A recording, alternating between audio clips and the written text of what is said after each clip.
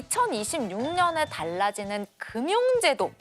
알면 돈이 되는 정보 많더라고요. 그래서 오늘 두 경제 전문가와 함께 알아보려고 해요.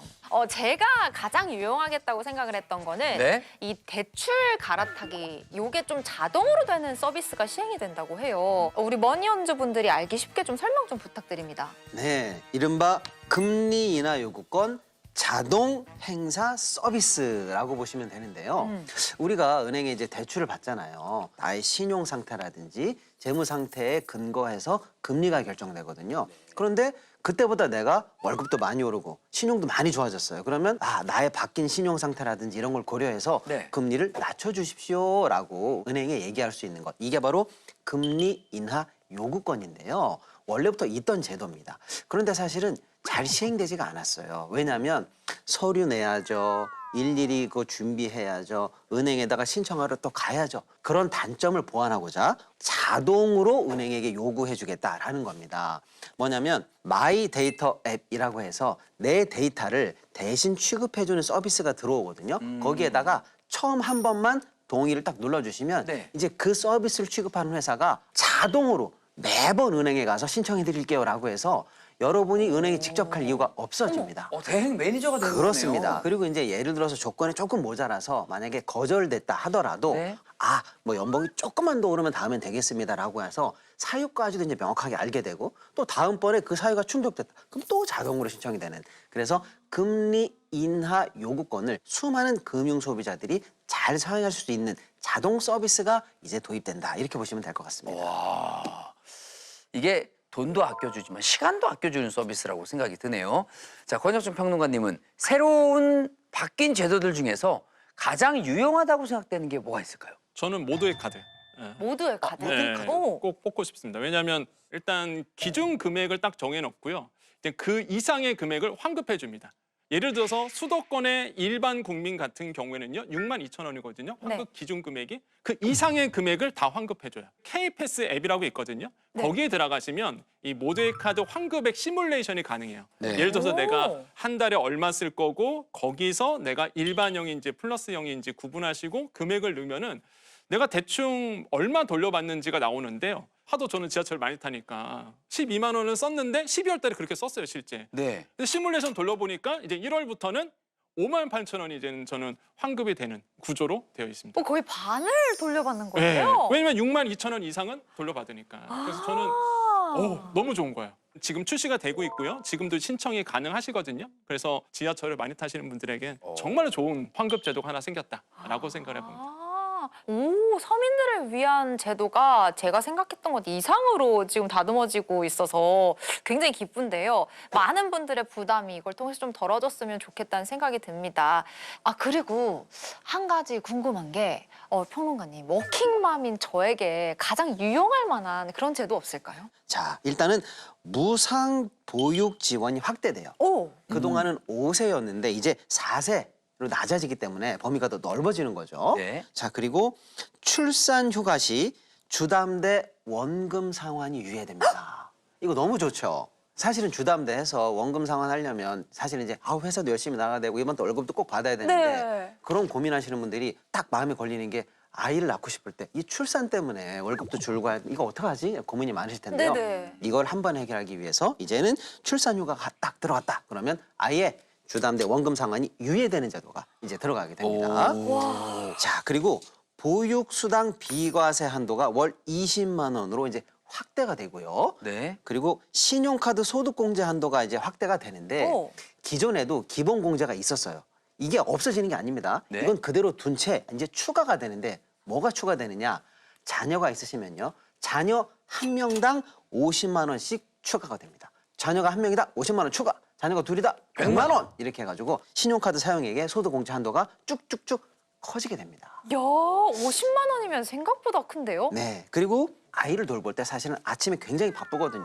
맞아요. 그래서 육아기 아이가 있으신 분들에게는 10시 출근제가 시행됩니다. 이거 진짜 엄청 화제예요. 너무 중요하죠? 결국에는 어린이집이든 유치원이든 보내고 나야 사실 마음이 놓이거든요. 그리고 그래야 또 출근을 할 수 있잖아요. 맞습니다. 그렇게 하고 출근하다 보면 8시라든지 9시 출근에 굉장히 힘드시잖아요. 그래서 10시 출근제가 만 12세 이상 육아기를 둔 부모에게는 이제 시행될 수 있다. 이렇게 좀 달라지는 게 하나 있고요. 네. 또 하나가 이제 사실은 그보다 더 큰 아이들 입장에서는 학원을 보내는데 우리가 학원비 관련해서도 많은 부모님들이 좀 부담스러워 하시거든요. 그렇죠. 근데 그동안 세액공제가 안 되던 예체능 학원에 관해서도 이제는 세액공제가 추가적으로 가능해졌다라고 하니까 태권도, 피아노 이제 이런 학원 보내셔도 세액공제가 됩니다. 그래서 이렇게 육아, 출산과 관련한 다양한 제도가 올해 새롭게 들어가니까 우리 하은 앵커님처럼 워킹맘들에게는 좋은 소식이 있을 수 있다. 자, 그러면 이제 저도 수혜를 볼 걸 좀 찾아봐야 되는데요. 저는 아직 그래도 청년이니까 저를 위한 제도 있겠죠? 예, 청년 제도 있겠죠? 청년 맞죠? MG는 맞습니다. 요즘 청년층에 해당하는 네. 그 연령대가 네. 예전보다 늘어났대요. 맞습니다. 그래서 희망을 좀 갖고 있어요. 한 예. 40대까지도 청년일걸요? 그렇죠? 훅 집어서 말씀하실 필요는 없습니다만은 네. 예, 제가 꼭 아니어도 뭐 동생들에게 필요한 그런 제도들 뭐가 있을까요? 또 정부가 야심차게 만든 적금이 하나가 있습니다. 네. 청년 미래 적금이라고 얘기하는데요.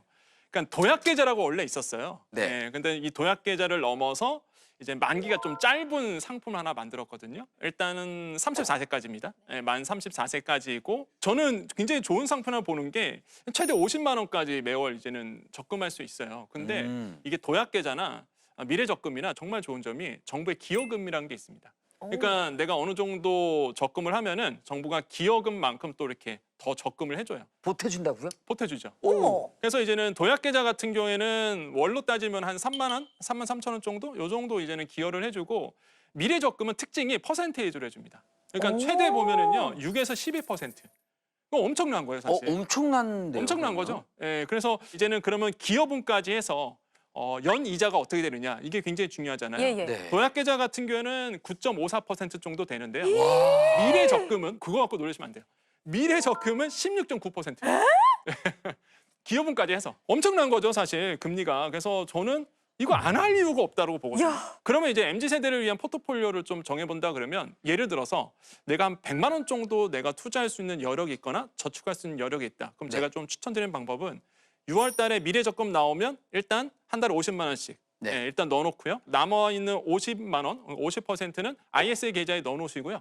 거기에서 이제는 국내 상장 ETF를 이제는 투자하는 방식으로 한번 돈을 굴려보시면 저는 나쁘지 않을 것 같다. MZ세대는 일단 목돈을 만들어야 투자도 하고 그다음에 뭐 전세금도 마련할 수 있고 이렇거든요.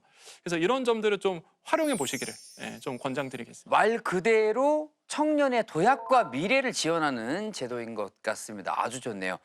자, 몇 개만 소개해드렸는데도 업데이트된 내용이 굉장히 많습니다. 더 자세한 내용은 재정경제부가 발간한 2026년에는 이렇게 달라집니다. 이 책자를 부처 홈페이지에서 다운로드 받을 수 있으니까요. 들어가셔서 하나하나 꼼꼼하게 확인해 보시면 좋을 것 같습니다. 2026년 달라지는 교통법규라는 카드뉴스입니다. 스쿨존 제한 속도가 시속 30km에서 20km로 바뀐다고 돼 있습니다. 경찰청에 따르면 사실이 아닙니다.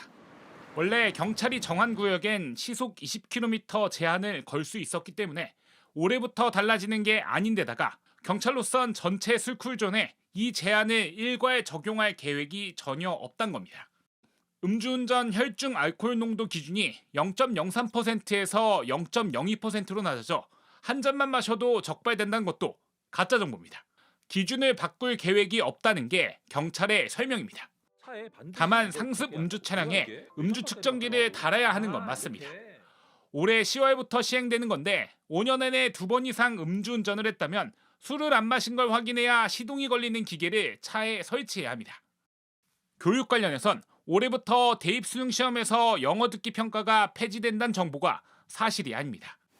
일부 교육감이 폐지를 추진하겠다고 한 말이 올해 폐지로 와전된 걸로 보입니다.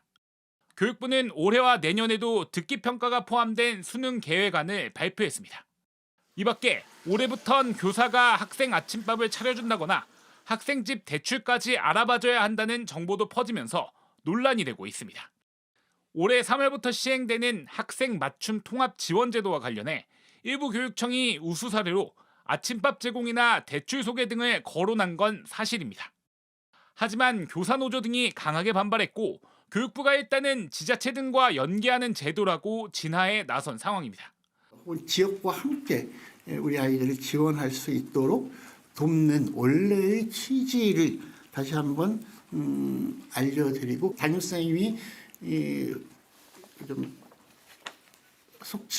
속된 말로 독박 쓰지 않고 따라서 논란의 정보가 현실이 되는 사례가 있을지는 오는 3월 제도가 시행된 뒤 상황을 지켜봐야 할 걸로 보입니다. 팩트체크 김필준입니다.